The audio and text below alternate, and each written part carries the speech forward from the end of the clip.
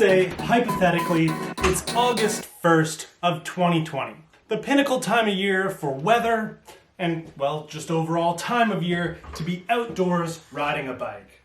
But let's say, just for example, there's something going on in the world that may be disrupting the natural flow of your outdoor riding escapades. And so you've likely asked yourself the same question that everybody does. How do I keep my pedals turning and my sanity in check while I'm not really allowed to go do anything? Whether or not you're allowed to, this is all hypothetical. But your two choices are rollers or a trainer.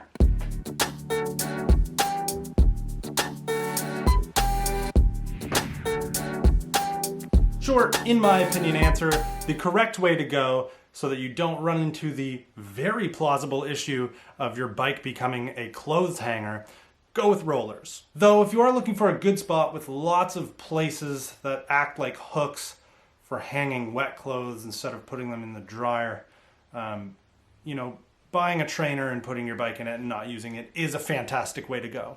Albeit expensive, but very effective. Now, for a more in-depth explanation of what I'm talking about, please stick around for the rest of this video. Ultimately, trainers are great for taking your bike that you are currently used to the fit of and turning it into a stationary trainer. There's no doubt about that.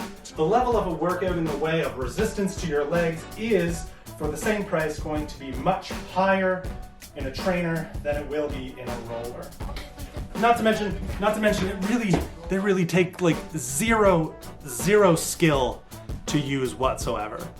And unfortunately, as I'm gonna kind of continue on to say, that truly does kind of end up being one of the demise of the humble stationary trainer. For one, there is immediately a couple different roadblocks towards actually putting your current bike into one of these contraptions that may or may not keep you from even going forward with doing the workout that you had planned.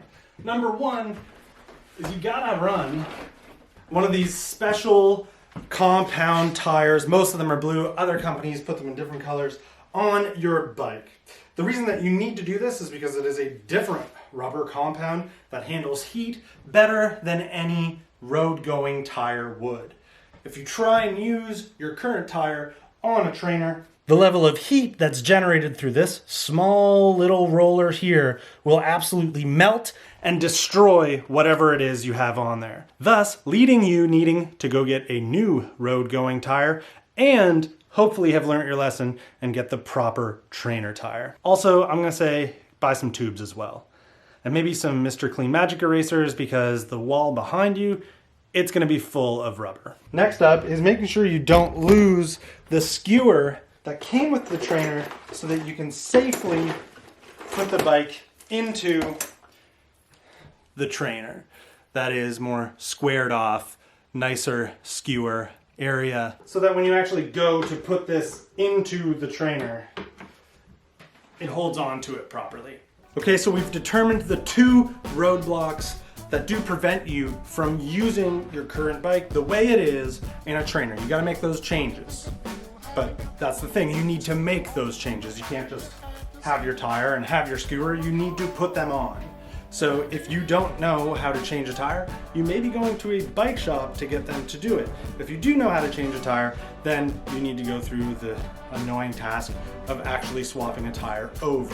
I understand that I may be being a little bit over dramatic here, but I am also very, very aware of how quickly going to do some sort of monotonous task that I'm about to get into can be completely derailed by just the littlest of things, like putting a different tire on, which for this video's sake, I'm not gonna do.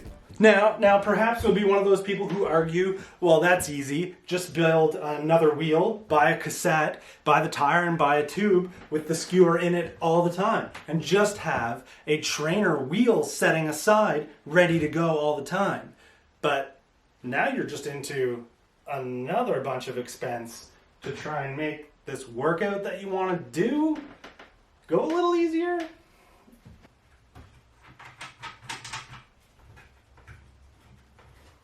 Okay, cool. So you're in.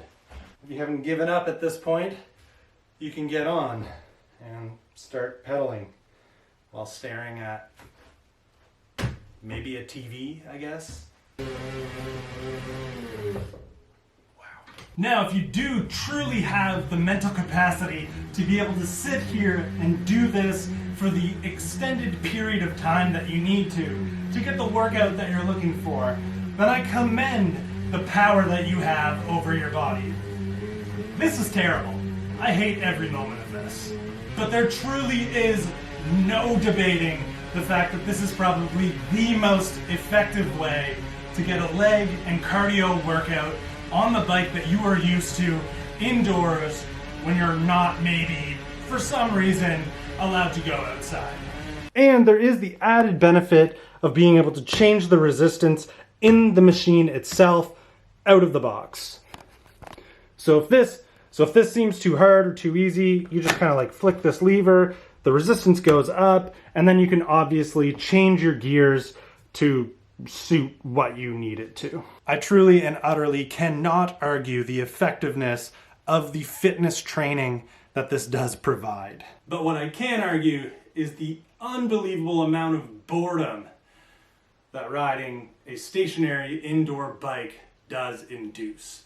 So much so that an entire industry has been developed to try and curb the boredom that accompanies riding an indoor bike. I personally have never used Zwift.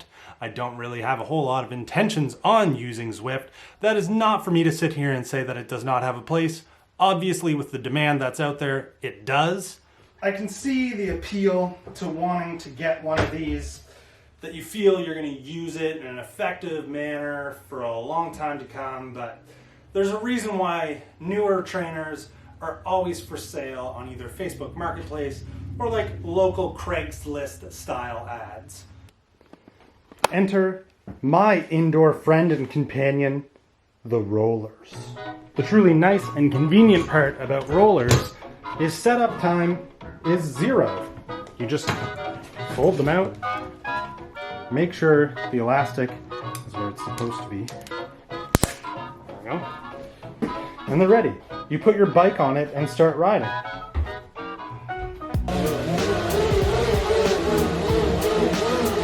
Literally whatever bike. You just put it on it and ride.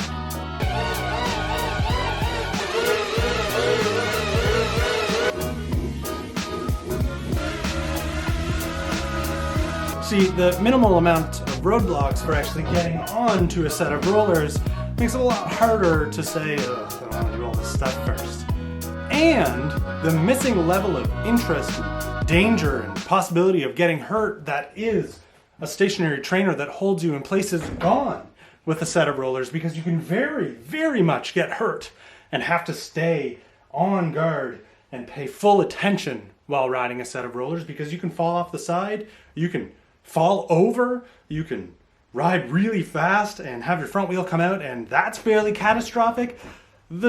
The possibility of getting hurt is up here versus on a trainer, it's down here. And I argue that you're going to have a lot more fun when you've got that certain level of danger than when you're just doing this monotonous, boring, very safe, I'm going to call it task, because that's what riding indoors is.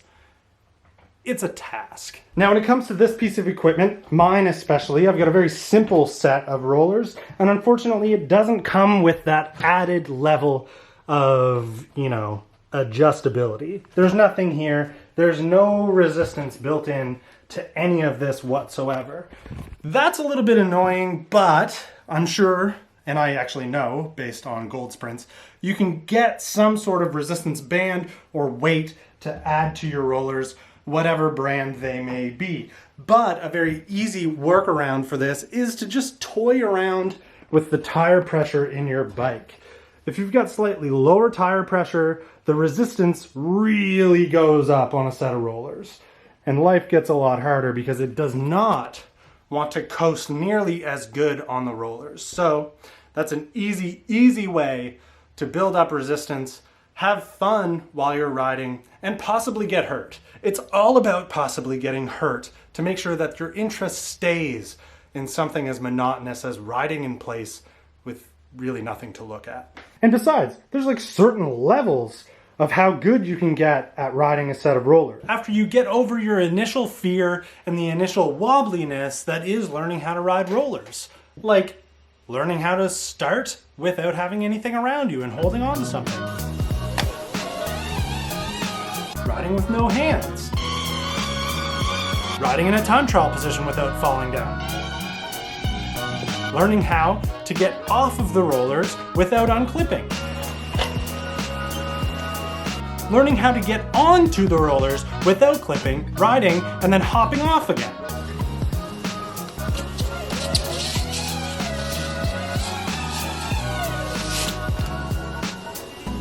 And I don't dare go any further than this because I have a feeling that I'm going to try something that's going to hurt me. But that is part of the fun. That is why after 5 or 6 years of owning rollers, I haven't stopped playing with them. And that's why after 5 or 6 years of owning that trainer with this tire and that skewer, they still look pretty brand new. But at the end of the day, there really is only one proper option for going out and riding. And that is just that, going out and riding. Rollers, they come in second. Trainers, they're just fancy clotheslines that stay inside. I'd much rather go out and go over the bars in the real world.